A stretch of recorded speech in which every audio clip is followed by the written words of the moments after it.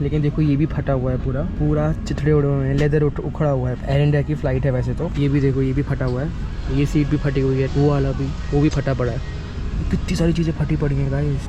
General डब्बा लग रहा है ये है तो अलायंस एयर, लेकिन देखो बोर्डिंग पास मिला है पूरा एयर इंडिया का। एक टाइप से एयर इंडिया ही समझ लो। फ्लाइट भी एयर इंडिया की है, बोर्डिंग पास भी एयर इंडिया का दिया है, पैसे भी एयर इंडिया के हिसाब से लिए हैं। तो भाई क्या चल के रहा है मेरे को समझ नहीं आ रहा गाइस। हेलो गाइस, मैं हूँ अभी केम्पेगौड़ा इंटरनेशनल एयरपोर्ट में, दैट इज़ बैंगलोर में, और आज है 1 सितंबर। हम जा रहे हैं बैंगलोर से कोची इन अलायंस एयर। अब अलायंस एयर आप सोचोगे भाई क्या है। अलायंस एयर सब्सिडी थी एयर इंडिया की अप्रैल 2022 तक। अप्रैल 2022 के बाद सब्सिडी नहीं है। अलायंस एयर इंडिपेंडेंट एयरलाइंस बन चुकी है, ठीक है। तो हम जानेंगे इस वाले व्लॉग में कि एयर इंडिया के बाद अलायंस एयर कैसा है, क्या रिव्यूज़ हैं, मतलब क्या जर्नी होने वाली है, कैसे स्टाफ का बिहेवियर, फूड हो गया, सर्विसेज हो गई, सब कुछ देखने वाले हैं अलायंस एयर के अंदर। और लास्ट वाला फ्लाइट व्लॉग इंडिगो में देखा था, अगला वाला भी मतलब देखोगे आप अलग अलग। व्लॉग देखना स्टार्ट कर रहे हो, लाइक सब्सक्राइब जरूर दबाना, मुझे ऐसी में मोटिवेशन मिलता है। ऑल्सो नया टर्मिनल बन रहा है बैंगलोर का, बहुत सारा कंस्ट्रक्शन चल रहा है, ठीक है। उस साइड पूरा कंस्ट्रक्शन ही कंस्ट्रक्शन है, नया टर्मिनल बन रहा है। और ये है हमारा पुराना वाला टर्मिनल। 9 बजे की फ्लाइट है, अभी हो रहा है 7:15। मैं जस्ट बाहर हूँ और विदिन 5 मिनट्स मैं चला जाऊँगा अंदर। यहाँ से लूँगा। वेबसाइट्स में दिखाता है कि ये है एयर इंडिया, तो मैंने जब बुक की थी फ्लाइट तो मुझे दिखा रहा था कि ये एयर इंडिया है, पर जब बुक हो गई तो समझ में आया कि भाई ये तो अलायंस एयर है। तो अलायंस एयर का कोड है आई, है ना। एयर इंडिया का जैसे AI होता है ना, इसका है आई, 9I करके, शायद, पता नहीं। तो ये थोड़ा सा फ्रस्ट्रेटिंग है, मतलब वेबसाइट में दिखा रहा है कि एयर इंडिया है, लेकिन है ये नहीं, ये अलायंस एयर है। तो ये सब्सिडी थी एयर इंडिया की, अब नहीं है। डन विद द सैंडविच, चलते हैं अंदर। फाइनली मैं एंटर कर रहा हूँ एयरपोर्ट में। तो ये देखो यहाँ पे लिखा हुआ है estimated waiting time at terminal gates, मतलब जितने भी गेट्स हैं वहाँ पे वेटिंग टाइम यहाँ पे मेंशन्ड है।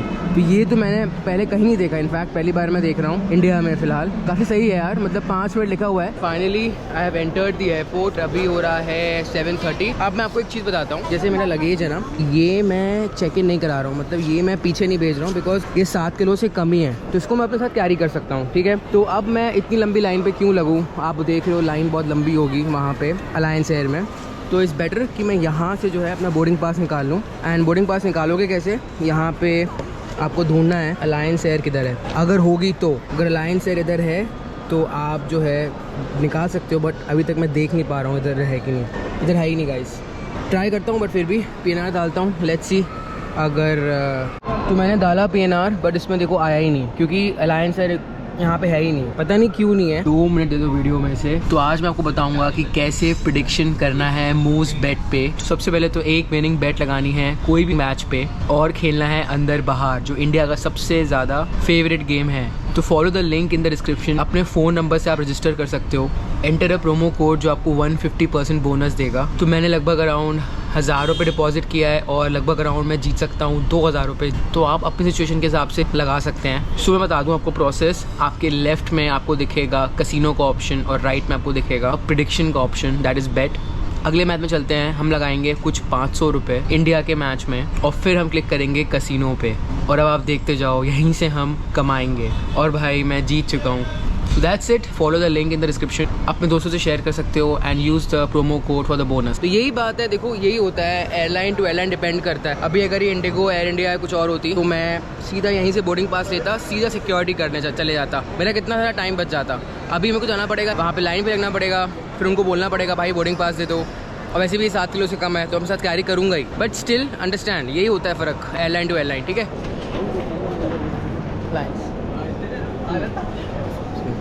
This is alliance air India के बगल में ही है, पहले दोनों साथ में थे।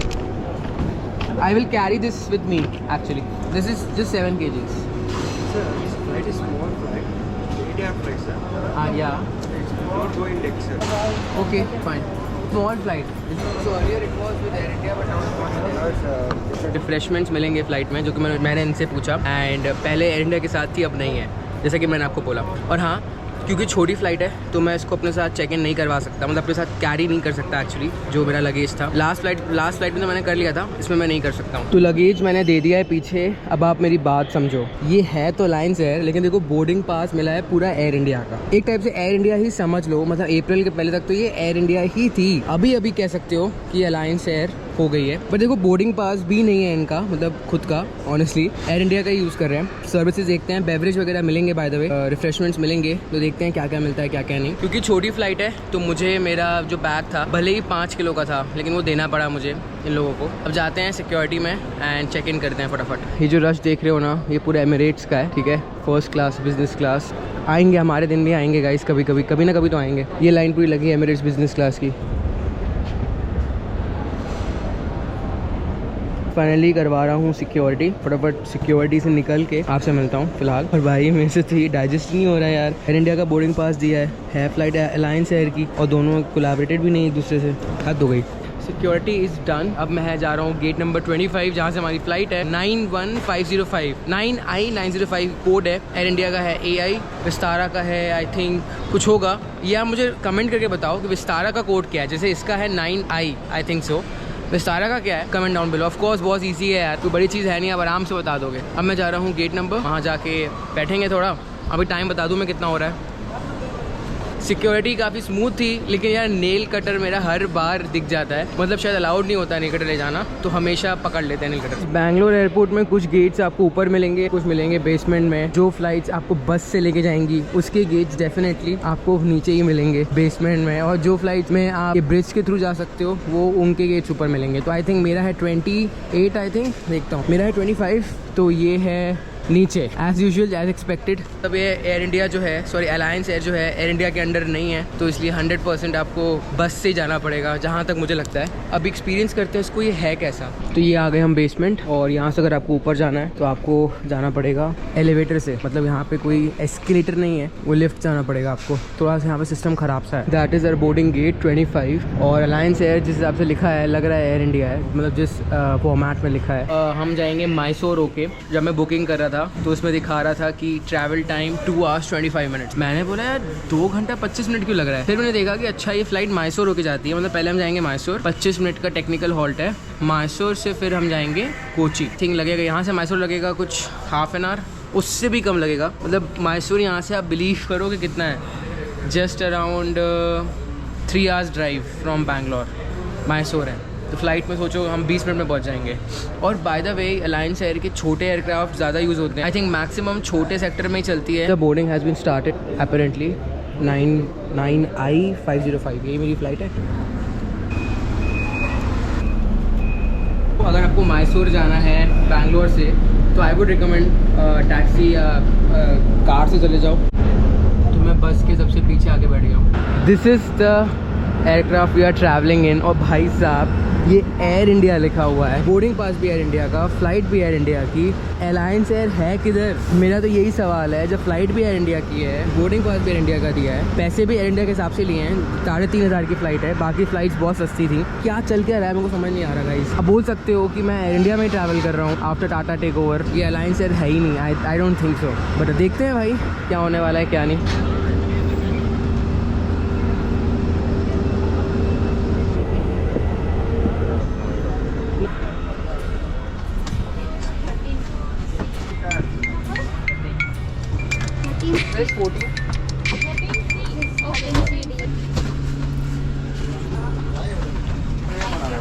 बोर्डेड दी एयरक्राफ्ट। एक सबसे बड़ा चेंज मैं ये बोलूँगा, चेंज नहीं सिमिलैरिटी, कि जो एयर होस्टेस हैं इन्होंने पहनी हुई है sari just like air India, लेकिन अभी जो एयर इंडिया की यूनिफॉर्म है वो हो गई है ब्लू साड़ी, ब्लू कलर की हो गई है, लेकिन इन्होंने अभी तक रेड कलर की पहनी हुई है। शायद आपने देख भी लिया होगा, पता नहीं।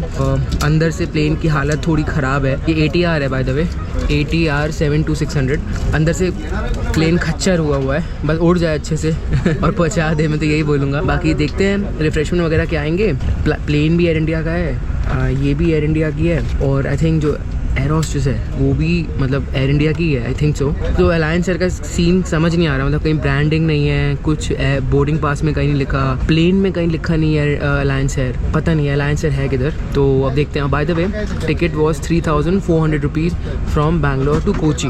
2-2 के कॉन्फ़िगरेशन है, बोइंग और एयरबस होते हैं, उसमें तीन की कॉन्फ़िगरेशन होती है, इसमें 2-2 की कॉन्फ़िगरेशन है। ये देखो सीट भी फटी हुई है पूरी, जनरल डब्बा लग रहा है ये। तो पानी मांगने में ये तो मिल गया, लेकिन देखो ये भी फटा हुआ है पूरा चिथड़े उड़े हुए हैं, लेदर उखड़ा हुआ है पूरा।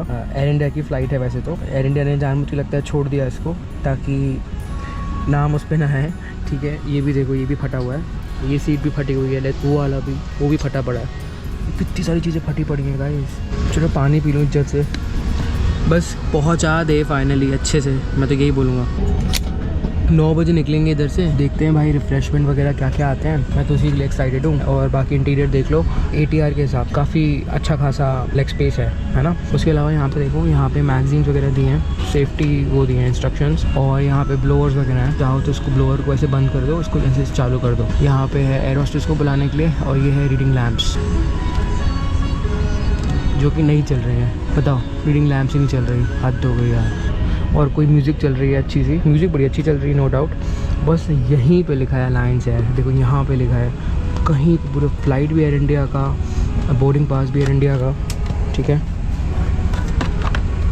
बोर्डिंग पास भी एयर इंडिया का। बाकी सिर्फ कहीं पे अगर लिखा है अलायंस एयर तो सिर्फ सेफ्टी इंस्ट्रक्शन वाले चीज़ में लिखा हुआ है अलायंस एयर, और कहीं नहीं लिखा हुआ। बाकी इंटीरियर बहुत पुराना है नो डाउट। वो जो ATR की फ़्लाइट्स होती हैं ना, वो ज़्यादा फ्यूल एफिशिएंट होती हैं कंपेयर टू बॉम्बार्डियर, जो कि मैंने रीड किया, मतलब अराउंड 39% ज़्यादा फ्यूल सेव करती हैं। 300 पर नॉटिका माइल्स।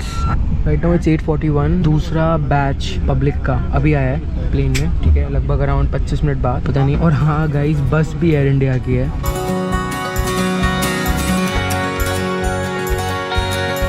देखो इसमें सिस्टम अलग है, इसको प्रेस करोगे तो ये सीट आगे आ जाएगी, इसको प्रेस करोगे तो आप आराम से थोड़ा रिलैक्स कर सकते हो।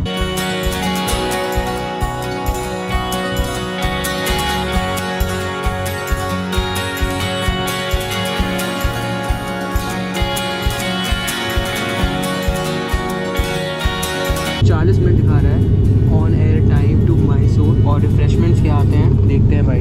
एंड मैसूर से Kochi it would take around 1 our.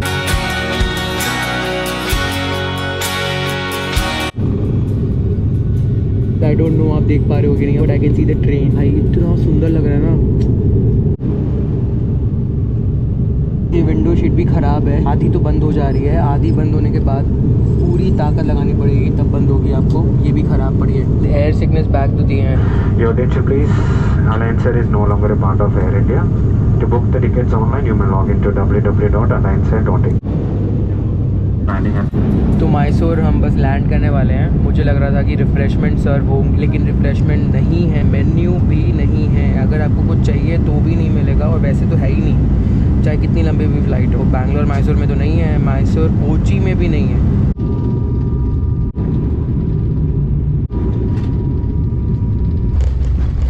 Finally we have reached Mysore. Flight was smooth, अच्छी जर्नी रही, मतलब 20-25 मिनट में हम आ गए। यहाँ से हम जाएंगे कोची, 1 घंटे का रास्ता होगा आई थिंक। बाहर नहीं निकल सकता बिकॉज 25 मिनट का टेक्निकल हॉल्ट है। तो मुझे लग रहा था कि मैसूर के पैसेंजर्स नहीं हैं, सारे कोचीन के हैं, बट एक्चुअली में बहुत सारे पैसेंजर्स मैसूर के भी थे, कोचीन के तो ऑफकोर्स हैं ही।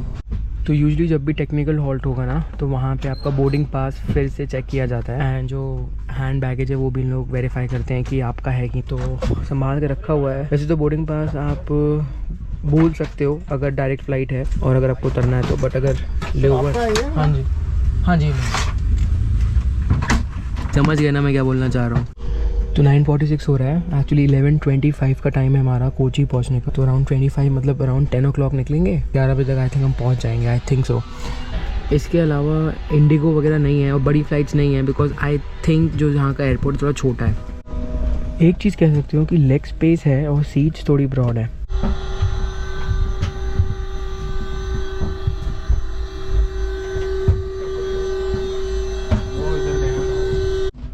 वेल अगर आपकी लेओवर फ़्लाइट है मतलब कोई भी सिटी से, मतलब जहाँ पे आप बाहर नहीं जा सकते, जहाँ पे आप डीबोर्ड नहीं कर सकते, तो वहाँ पे प्लेन के बाहर भी जाना अलाउड नहीं है। मैंने उनसे पूछा था कि मैं थोड़ा बाहर चले जाऊँ, मतलब ऐसे ही बाहर खड़ा हो सकता हूँ क्या, तो उन्होंने मना किया। उन्होंने बोला नहीं, आप मतलब डोर के पास खड़े हो सकते हो बट डोर के बाहर नहीं आ सकते, सिक्योरिटी रीजंस। ये देखो बहुत ही अच्छा मौसम है मैसूर का, अभी अराउंड 23 डिग्री सेल्सियस हो रहा है। धन्यवाद। Line cabin crew, Miss Neha Bhattacharya and rest of the crew, welcome aboard. Beverage वगैरह कुछ नहीं मिला, खैर भूख भी लग रही है यार, कम से कम मेन्यू तो रख देना चाहिए था। ऑनेस्टली स्पीकिंग गाइस, मतलब इनको बहुत इम्प्रूवमेंट करने की ज़रूरत है। एक चीज़ है कि जो अपना ATR है इसमें ना हल्ला कम है, मतलब वो जो विंग्स हैं वहाँ पे वो फ़ैन चल रहा है ना। अगर आप बॉम्बार्डियर में होते तो भाई पूरे कान गूंज जाते, लेकिन फ़िलहाल शांत है। मतलब कुछ फ़ायदे हैं, लेकिन हाँ यार ये मतलब मेंटेन बिल्कुल भी नहीं है। और वहाँ पे मैं देख रहा हूँ वो भी जो स्टील है ना अपना, वो भी निकला हुआ है। Your attention please, you are now commenced descent. All passengers are requested to fasten your seatbelt. Keep your seat back upright.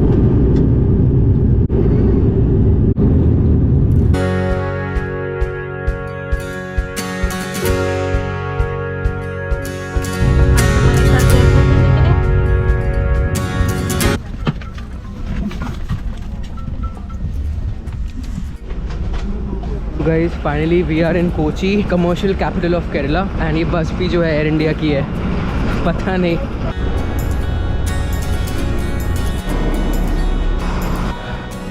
Finally I have reached Kochi, जा रहा हूँ बैगेज क्लेम करने के लिए। बाय द वे जो कोची का एयरपोर्ट है it is completely dependent on solar panels. तो आई थिंक वर्ल्ड का इकलौता एयरपोर्ट है शायद जो पूरा 100% डिपेंडेंट सोलर पैनल्स पे ही है। ठीक है, सामान निकालते हैं और यात्रा को आगे कंटिन्यू करते हैं। बाकी फ़्लाइट तो देख ही लिया आपने, बहुत स्कोप है इम्प्रूवमेंट का। आई होप जल्दी ये लोग इम्प्रूव करें, बिकॉज़ अब मैं क्या बोलूँ, आपने देखा ही है। वेल कैब में लग रहे हैं 1000 रुपये। तो भाई देखता हूँ भाई, मैं तो बस में जाऊँगा यार, बिकॉज़ ये तो काफ़ी ज़्यादा ले रहे हैं। That's all in today's vlog. I hope आपको ये व्लॉग पसंद आया होगा। पसंद आया तो लाइक सब्सक्राइब ज़रूर करना। Also follow me on Instagram, link is given in the description box below. ठीक है, और भाई अलायंस एयर अगर कोई देख रहा है तो प्लीज़ फ़्लाइट्स थोड़ी सी इम्प्रूव करो। सीट फटी हुई हैं, उसके बाद आपके जो पेंट जो है उस पर सीट पे जो स्टील रहता है ना उस पर पेंट निकला हुआ है और हर सीट फटी हुई है। एक नहीं, सारी की सारी सीट्स फटी हुई हैं। स्टाफ भी थोड़ा रूड है ना, और बाथरूम की कंडीशन भी काफ़ी ख़राब है। तो मतलब भाई इम्प्रूवमेंट बनता है, बहुत इम्प्रूवमेंट बनता है। ठीक है, इतना ही बोलूँगा। जनरल कोच बना दिया पूरे फ़्लाइट के अंदर। हाँ ये है, टाइम से आ गए ये है। उसके अलावा और हाँ कुछ मील्स वगैरह भी तो रख सकते हैं कुछ यार। 2-3 घंटे की फ़्लाइट थी, कुछ खाने का मन भी कर सकता है। और रिफ़्रेशमेंट नहीं देनी फ्री में, कोई बात नहीं, पैसे लेके भी कुछ दे सकते हो, है ना। तो इतना ही बोलूँगा और कुछ नहीं। Thank you very much for watching this video guys, take care, bye bye, see you in the next blog. अब मैं आगे निकल रहा हूँ, यहाँ पे कैब बहुत महंगी है यार, 1000 रुपये की कैब है, बस से जाऊँगा मैं तो। बाय।